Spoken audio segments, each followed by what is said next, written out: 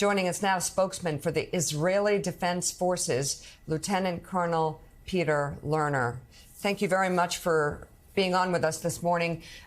Given what I just read, the reporting about Iran watching closely to see the next move by Israel, how do you work on a response while hopefully not creating a wider war? Is that in the thought process here?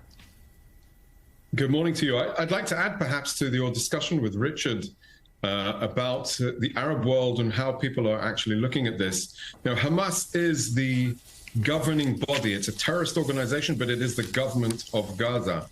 And the Yahya Sinwar, the prime minister, who is the mastermind of the massacre, he instructed and orchestrated this, the diabolical attack against Israel and our communities on the 7th of October. So I'd like to add, I think that there is also a general disdain and a letdown by the Arab leaders towards Hamas for deciding to go to war against Israel without taking into consideration the repercussions. I think it's basic decency against the butchery of Hamas that people are saying, why do we need to bend over backwards for this terrorist organization after they did this to their own people?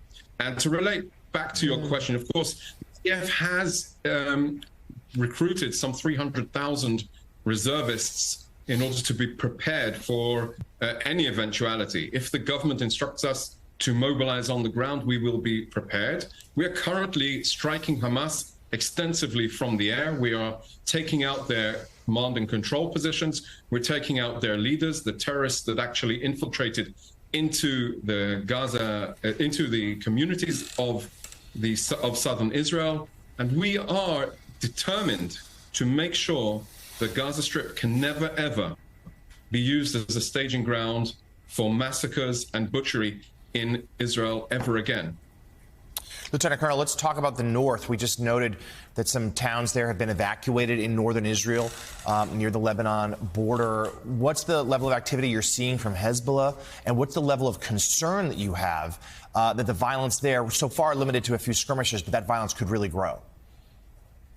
So the skirmishes have been in an escalating mode over the last few days.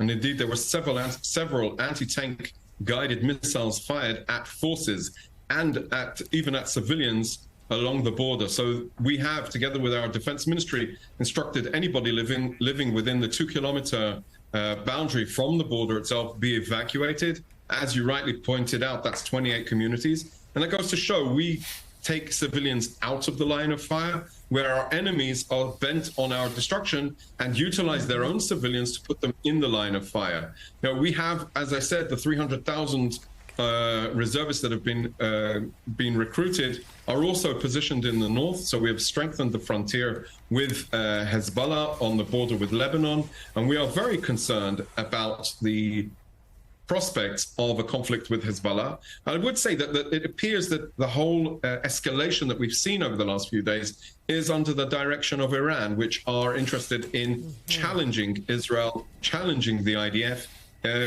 on the front with Hamas, because they are so invested in the tools of terrorism in over the years, whether it's in funding or in training or in equipment.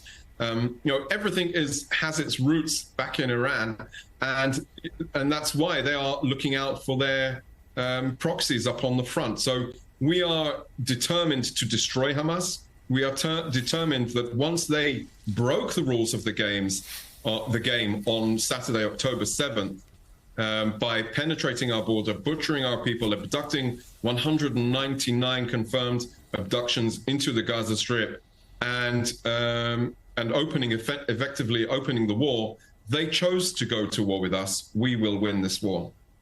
Colonel, what kind of conversations are taking place about what happens after the first days of the invasion of Gaza? If you go in with a land invasion, you talk about the destruction of Hamas. I just wondered how many conversations are happening about who controls Gaza after that? How long do you plan to stay in? It's going to be an extremely difficult military operation, but I imagine there must be some conversations happening about the day after.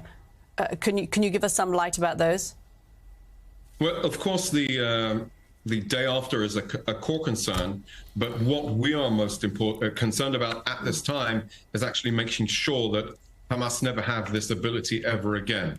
Hamas have turned Gaza into this fortress by taking full advantage of all of the civilian arena, putting their own civilians at risk. We're currently on day 4 of a huge evacuation plan intended to keep people out of harm's way, keep Palestinians out of harm's way, while Hamas on their side are trying to delay that and keep people in harm's way. So the day after is still, it seems to be a quite time away. And I would say that our government has not restricted the time of the operation. I think as much as time as required in order to fulfill that mission, to make sure that Israelis are safe and secure. And that is what we're doing. All right, spokesman for the Israeli Defense Forces, Lieutenant Colonel Peter Lerner, thank you very much. We hope to see you soon. Thank you for your insight this morning. Now